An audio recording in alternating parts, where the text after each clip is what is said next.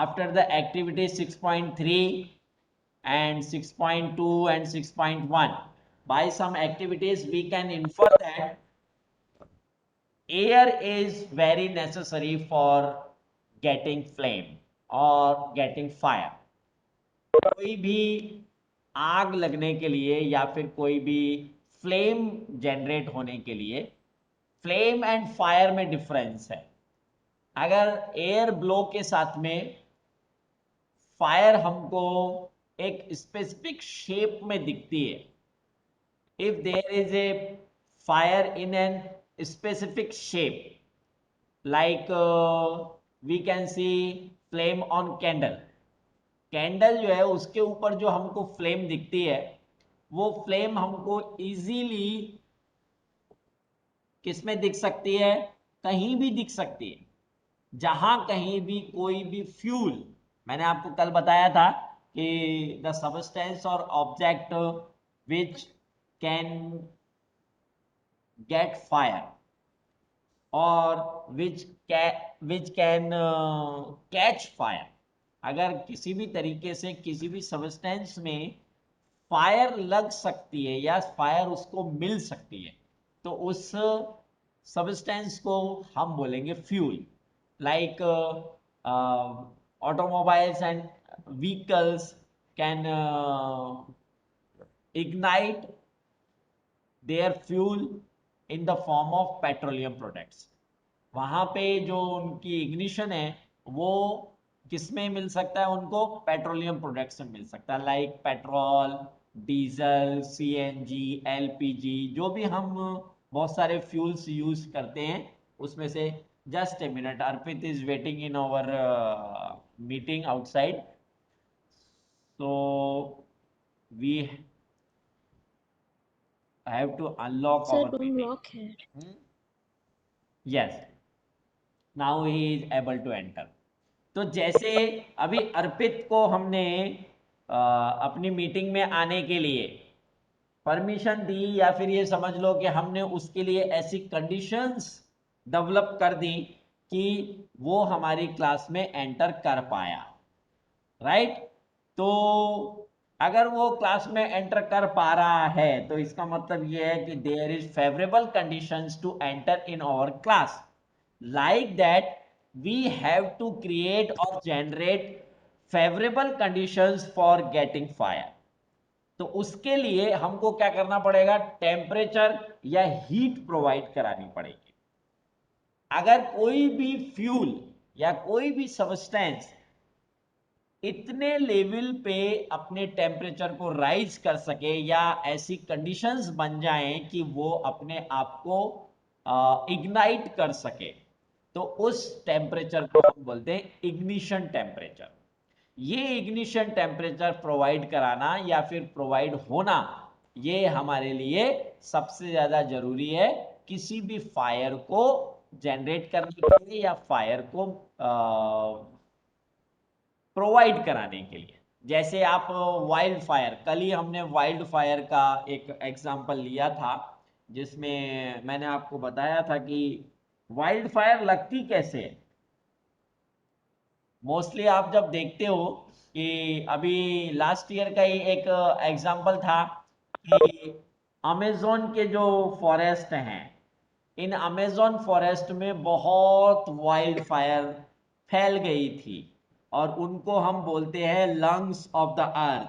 इसलिए बोलते हैं lungs of Yes, the sir. अर्थ क्योंकि पूरे अर्थ पे जितने डेंस और जितने क्वांटिफाइड वे में फॉरेस्ट अमेज़न वैली में हैं उतने वर्ल्ड में कहीं भी नहीं है.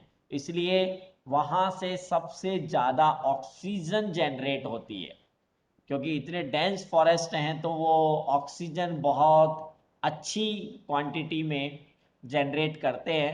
इसलिए हम उनको अर्थ का लंग्स बोलते हैं. अब वो लंग्स जलने लग गए. कैसे जले? Wild fire.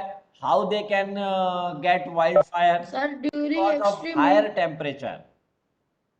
क्या बेटा? Extreme heat, sir. Extreme heat. Yes, right. तो जो इग्निशन टेम्परेचर है उस फायर वुड के लिए जितना इग्निशन टेम्परेचर उनको मिलना चाहिए उतना उस समर सीजन में या उस स्पेसिफिक क्लाइमेट में उस में उनको वो मिल गया। अब जब वो मिल जाता है तो जलना स्टार्ट हो जाता है, लेकिन चारों तरफ ही वुड ही वुड है और वो भी बिल्कुल ड्राई वुड है। जब बहुत ज़्यादा गर्मी होती है तो लीफ भी बहुत ज़्यादा सूख जाते हैं, वहाँ की जो बड़े बड़े पेड़ हैं वो भी सूखने लग जाते हैं। और वाइल्ड फायर होने का सबसे बड़ा रीज़न जो है वो ये है कि जो लीफ ड्राई होकर के सरफेस पे आ जाते हैं जो कि ह्यूमस बनाते हैं। आपने सेवन्थ लेसन में, ओ सॉरी, सेवन्थ क्लास में सॉइल वाले लेसन में पढ़ा होगा कि जितने भी प्लांट प्रोडक्ट्स हैं वो top most layer of the soil को ह्यूमस, उसमें ह्यूमस बनाते हैं और वो ही सबसे ज़्यादा न्यूट्रिशियस होती है। इसीलिए जितने भी प्लांट्स हैं वो सब के सब उसी पे ज़्यादा डिपेंडेंट होते हैं। तो जो ह्यूमस बनाने की प्रोसेस है वो प्रोसेस कब स्टार्ट होगी? जब उसको थोड़ा बहुत मॉइस्चर मिलेगा, लेकिन वहाँ तो मॉइस्चर एब्सेंट है कंप्लीटली। और उस टाइम पे एक्सट्रीम टेम्परेचर अगर वहाँ पे बढ़ गया तो वो जो लेयर है जिससे ह्यूमस बननी चाहिए थी उसकी जगह पे वो दे कैन कैच फायर। और एक बार वो उन्होंने अगर फायर को ले लिया तो फिर उसके बाद में उस फायर को रोकना बहुत मुश्किल है, because everywhere in that forest region there are dry material or dry substance which can get easily fire, बहुत इजीली वो फायर को ले सकते हैं। इसलिए एक बार अगर फॉरेस्ट में आग लग गई तो बहुत मुश्किल होता है उसको डाउस करना या उसको एक्सटिंग्विश करना। यही चीज जो है, यही कंसेप्ट जब हम ये देखते हैं कि जैसे वहां पे फ्यूल, ऑटोमोबाइल्स में पेट्रोलियम प्रोडक्ट्स फ्यूल की तरह काम आ रहा है, और फॉरेस्ट में जो वाइल्ड वुड है, फॉरेस्ट वुड जो है वो वहाँ पे फ्यूल की तरह काम आ रहा है। वैसा ही अगर हमको किसी भी अदर फ्यूल को हमको अगर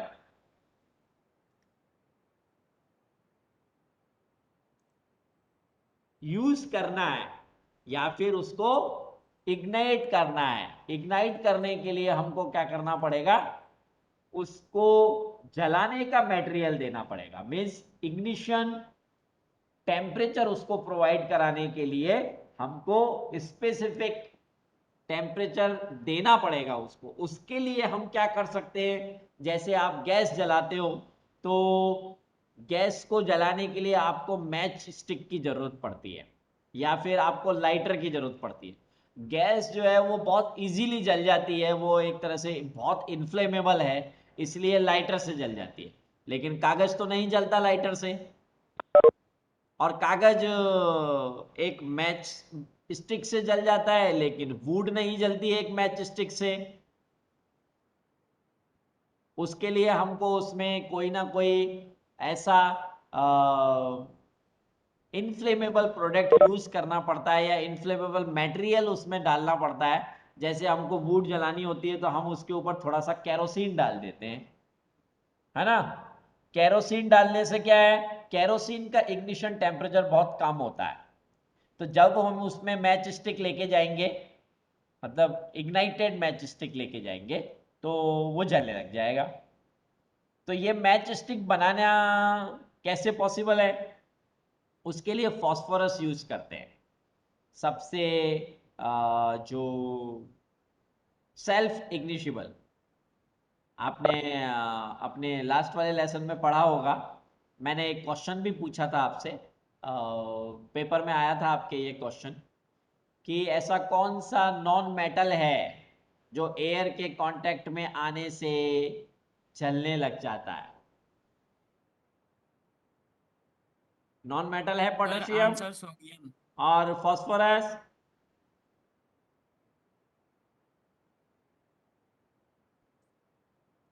phosphorus is a non metal और मेटल?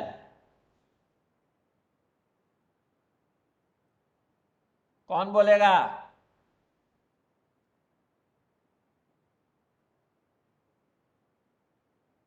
सर कौन सा है?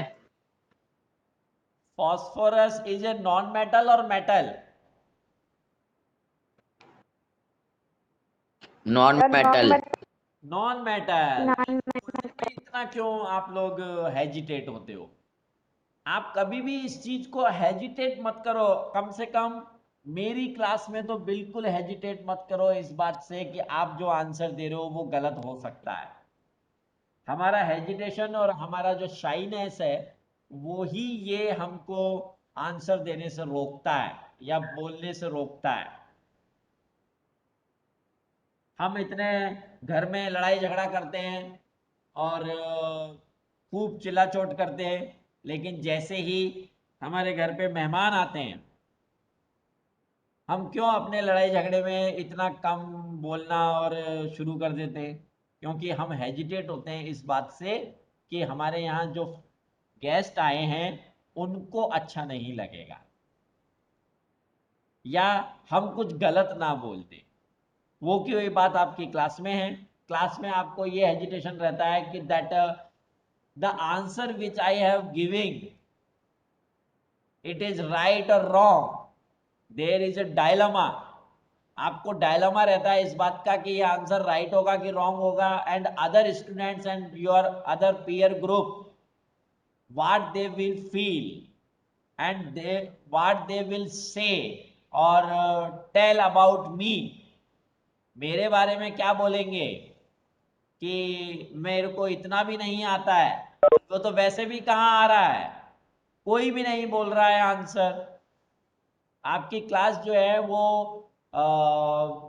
मैं खुद फील करता हूँ। I am feeling that since 2 years when I was teaching in your class Hindi, you were very active in classroom।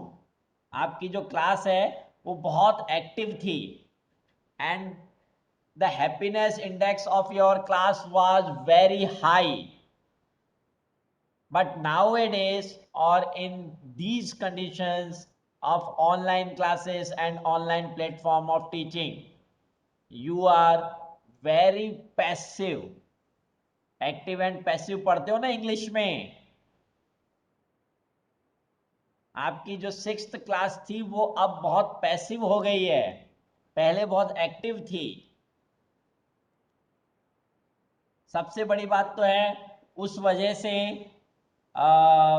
your lower activeness in class or teaching learning process or interaction with others and communication with students and teacher, it is very low now because of this pandemic condition। But you have to try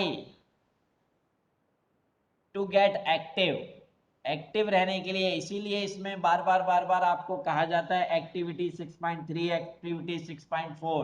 ये activities क्यों करना है? ताकि हम अपने content को या अपने लेसन को एक्टिवली समझ सकें। मुझे भी अच्छा नहीं लगता है अकेले चिल्लाते रहना। You will be strange when you will get that feeling when a man like me who is very interactive with children nowadays only barking and barking in classroom, in empty classroom, there is no man's land। पूरी class के अंदर no man's land है, मेरे अलावा कोई आदमी नहीं है यहाँ, लेकिन फिर भी मैं चिल्ला रहा हूं। It is barking but we have some foundations and limitations because of this pandemic condition। तो आप अगर मान लीजिए उसमें अपना involvement and attendance and interaction नहीं रखोगे तो कोई फायदा नहीं है और ये टाइम आपका पूरी तरह से लर्निंग गैप में चला जाएगा। आपको गैप हो जाएगा आपकी लर्निंग के लिए। इसलिए ज्यादा से ज्यादा एक्टिव रहो। कोशिश करो कि हम इंटरेक्ट करें एक दूसरे से, भले ही स्क्रीन पे करें या कैसे भी करें, लेकिन करें। there is very much more health problems in children and teachers को भी बहुत हेल्थ प्रॉब्लम्स हैं, स्पेशली मेंटल हेल्थ प्रॉब्लम्स, और स्टूडेंट्स को तो है ही हैं, आप लोगों को तो होना ही है, क्योंकि आप लोगों की जो एक्टिविटीज़ हैं, आपका जो एक्शन है, रिएक्शन है, रेस्पॉन्स है, आपका जो मूवमेंट है, वो पूरी तरह से बाउंडेड हो गया. So you have to be active in my class. I am requesting, and you can take it as a request or my instruction. अपनी क्लास में कोई भी ऐसा नहीं होना चाहिए जो एक्टिवली पार्टिसिपेट नहीं कर रहा है. मैं क्वेश्चन पूछता हूं, आपको आंसर आता है, लेकिन फिर भी आप नहीं दे रहे हो आंसर, इसका मतलब क्या है? It means you are hesitating to give your answer because you are in dilemma that my answer is right or wrong. ठीक है, अब उस पे तो यस सर बोल दो. Yes, sir. आयुष ने बोला yes sir. Aryan? Yes, sir. Yes sir. Astik? How is जोश? अरे मैं क्लास स्टार्ट होते ही आपसे Hi, यही sir. बोलता हूं कि हाउ इज जोश. अपनी क्लास के अंदर एक जोश होना चाहिए. जोश मीन्स हैप्पीनेस होनी चाहिए इस बात के लिए कि हम पढ़ रहे हैं और वापस अपनी क्लास में आ गए अपने दोस्तों के साथ. आंचल, अर्चिता, चांदनी, दिशा, प्लीज रेस्पॉन्स. फिजा, इंदुमती. फिजा तो खैर रेस्पॉन्ड करती नहीं है, उसको तो मैं 2 साल से परेशान हो गया बोल बोल के, वो तो एक वर्ड भी नहीं बोलती. Okay, now we have to go in history from physics. अभी तक हम फिजिक्स पढ़ रहे थे, अब हम हिस्ट्री में चलते हैं. मैच बॉक्स की क्या हिस्ट्री है, या मैच स्टिक की क्या हिस्ट्री है? The history of the match stick is very old. More than 5,000 years ago, small pieces of pine wood dipped in sulfur were used as matches in ancient Egypt. The modern safety match was developed only about 200 years ago. जब अंग्रेज आए हमारे यहाँ India में, तब match stick का development हुआ है, लेकिन एक्चुअली वो मॉडर्न सेफ्टी मैच है. सेफ्टी मैच स्टिक जो है वो बनना 200 इयर्स पहले ही स्टार्ट हुआ था, लेकिन अंग्रेजों के आने के बाद में. लेकिन इजिप्ट में ये बहुत पहले 1000 इयर्स अगो, है ना, अप्रोक्स 5000 इयर्स अगो, 5000 साल पहले ये पाइन वुड से उन्होंने और सल्फर के पाउडर से या सल्फर के जो पेस्ट है उससे डिप करके बनाना स्टार्ट किया था. A mixture of antimony trisulphide, potassium chlorate and white phosphorus with some glue and starch was applied on the head of a match made of suitable wood. When struck against a rough surface, white phosphorus got ignited due to the heat of the friction. इसका मतलब क्या है कि जो match stick means white phosphorus का जो ignition temperature है वो इतना कम है कि अगर हम उसको रफ सरफेस के ऊपर थोड़ा सा फ्रिक्शन दें या उसको घिस दें, उसके ऊपर रब करें, तो रफ सरफेस के ऊपर रब करने से वो जलने लग जाता है. इसीलिए मैच स्टिक बनाने के लिए ऐसे सबस्टेंस या ऐसे एलिमेंट की जरूरत है जो कि सिर्फ फ्रिक्शन से ही जलने लग जाए. जैसे आपने उसके बारे में पढ़ा होगा, एंशिएंट ह्यूमन के बारे में पढ़ा होगा, या फिर जिसको हम बोलते हैं प्री ह्यूमन. तो जो प्री ह्यूमन है या फिर मैंने एक लेसन पढ़ाया था आपको 6th में हिंदी में, अक्षर की यस कहानी। सर। अक्षर की कहानी पढ़ा था आपने, याद है किसी को? यस सर, पढ़ा था अक्षर की कहानी। Yes sir. हाँ, sir. उसमें जो स्टोन एरा है, स्टोन एरा के टाइम से बताया हुआ है कि उस टाइम पे क्या करते थे, स्टोन्स के ऊपर इंस्क्राइब करते थे। पहाड़ों के ऊपर, पत्थरों के ऊपर, या बड़े बड़े जो रॉक्स हैं उनके ऊपर घिस घिस के लिख देते थे, क्योंकि अक्षर लिखने के लिए उनके पास में और कोई भी टूल या फिर और कोई मीजर नहीं था, मीन्स नहीं थे उनके पास में वर्ड्स लिखने के लिए। तो वो क्या करते थे, पत्थर से लिखते थे और पत्थर के ऊपर ही लिखते थे, क्योंकि उस टाइम पे स्टोन एरा था। ये इस स्टोन एरा के टाइम पे, उसमें एक चीज मैंने आपको ये भी बताई थी कि जो वर्ड्स हैं वो कैसे होते थे, पिक्चर लाइक होते थे।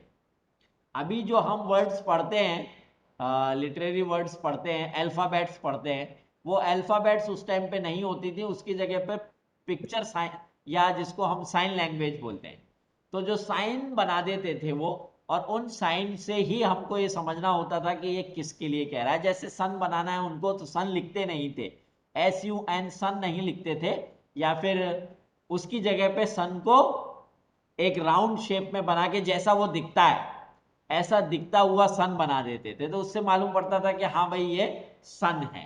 किसी पर्सन के बारे में लिखना है या बनाना है तो उसको पर्सन को ही वो बना देते थे, लेकिन लिखते नहीं थे। तो वो की हुई बात किसके साथ है कि जब स्टोन एरा था तब एक दो स्टोन से टकरा करके एक दूसरे से रब करके उनको स्ट्राइक करके और उससे फायर बनाई जाती थी या फिर फायर क्रिएट की जाती थी, प्रोड्यूस। है ना। लेकिन यस धीरे सर। धीरे यस सर। मैच स्टिक से अब करना तो पड़ेगा, ऐसा पत्थर से जोड़ करके तो कब तक हम फ्यूल को जला पाएंगे। तो उन्होंने क्या किया, एंशियंट इजिप्ट के लोगों ने, कि सल्फर को यूज किया था, एक डिप्ड स्टिक लेकर के उसमें उन्होंने सल्फर के पेस्ट को यूज किया मैच स्टिक बनाने के लिए। लेकिन इसमें क्या है कि सल्फर बहुत जल्दी आग पकड़ लेता है, और उसको वो अगर जल जाता है तो जलने के बाद में हीट एंड ब्लास्ट करता है। मैंने आपको बताया ना हीट वाले लेसन में, ये या फिर आपने केमिकल चेंजेस वाले लेसन में पढ़ा होगा कि जब भी हीट क्रिएट होती है या केमिकल रिएक्शन से हीट जब क्रिएट होती है, तो उस केमिकल रिएक्शन के बाद में प्रोडक्ट बनने के साथ साथ में कभी कभी साउंड क्रिएट होती है, कभी कभी ब्लास्ट भी हो सकता है। जैसे हाइड्रोजन गैस बनती है तो हम उसको इसी तरीके से चेक करते हैं कि पॉपअप की आवाज आती है कि नहीं। पॉपअप की आवाज इसलिए आती है क्योंकि वो बहुत कम है गैस। अगर बहुत ज्यादा गैस होगी, जैसे आप जब अपना गैस स्टोव जलाते हो तो LPG जो है उसको आप बर्नर में से निकलते टाइम पे उसको इग्नाइट कर देते हो, वो इग्निशन बहुत इजीली मिल जाता है उसको, क्योंकि उसका इग्निशन टेम्परेचर बहुत लो है। लेकिन अगर मान लो आप गैस को अगर फैला दो और फिर उसको इग्निशन टेम्परेचर दो, तो चारों तरफ क्या होगा, ब्लास्ट हो सकता है। जैसे एक्सीडेंट्स में या किसी टाइप के प्रॉब्लम होती है तो उस टाइम पे इलेक्ट्रिक इग्निशन ब्लास्ट के साथ में होता है। शॉर्ट तो वो जो शॉर्ट ब्लास्ट सर्किट का सर। इग्निशन है वो इग्निशन सल्फर में होता है, इसलिए उनको थोड़ी प्रॉब्लम हुई तो उन्होंने क्या किया, सल्फर की जगह पे फास्फोरस को यूज करना स्टार्ट किया, जो कि उसका भी लोअर ही है, लेकिन रबिंग करने से या फिर फ्रिक्शन देने से वो वाइट फास्फोरस जलने लग जाता है। तो उसको हम मैच स्टिक की तरह यूज करते हैं। When struck against a rough surface, white phosphorus got ignited due to the heat of friction. This started the combustion of the match However, white phosphorus proved to be dangerous both for the workers involved in the manufacturing of matches and for the users. अब क्या करें, पहले जो sulphur थी वो एक बहुत बड़ी प्रॉब्लम थी, वो ब्लास्ट के साथ जलता था। व्हाइट फॉस्फोरस भी प्रॉब्लमेटिक है कि वो जो बनाते हैं मैच स्टिक मैन्युफैक्चरिंग यूनिट्स में, उस उनके लिए भी और हमारे लिए भी, यूजर्स के लिए भी वो डेंजरस हो सकता है। तो क्या करेंगे, this started the combustion of match, ये बहुत ज़्यादा डेंजरस है। These days the head of the safety match contains only antimony, trisulphide and potassium chlorate. The rubbing surface has powdered glass and a little red phosphorus. अब क्या कर दिया, उल्टा कर दिया कि जो मैच स्टिक है उसके ऊपर फॉस्फोरस लगाने की बजाय, डायरेक्ट फॉस्फोरस उसके ऊपर लगाने की बजाय, फॉस्फोरस किस पे लगाते हैं, मैच बॉक्स की सरफेस पे, ताकि वो इजीली जलने लग जाए। और इग्निशन मिलने के लिए और जो मैच स्टिक है उसको जलाने के लिए मैच स्टिक के हेड पे क्या लगाने लग गए, antimony trisulphide and potassium chlorate. ये दोनों में डिफरेंस है। ये डेवलपमेंट हुआ कि पहले जो व्हाइट फॉस्फोरस था ग्लू के साथ में और स्टार्च के साथ में applied on the head of a man made of suitable would, would की जो मैच स्टिक है उसके ऊपर लगा देते थे, लेकिन आजकल ऐसा नहीं करते, उल्टा कर दिया। आजकल सरफेस के ऊपर रेड फॉस्फोरस लगाते हैं, पहले व्हाइट फॉस्फोरस मैच स्टिक पे लगाते थे, which is much less dangerous. ये इतना ज्यादा खतरनाक नहीं है जितना कि व्हाइट फॉस्फोरस एंड सल्फर हुआ करता था। When the match is struck against the rubbing surface, some red phosphorus get converted into white phosphorus. This immediately reacts with potassium chlorate in the matchstick head to produce enough heat to ignite antimony trisulfide and start the combustion.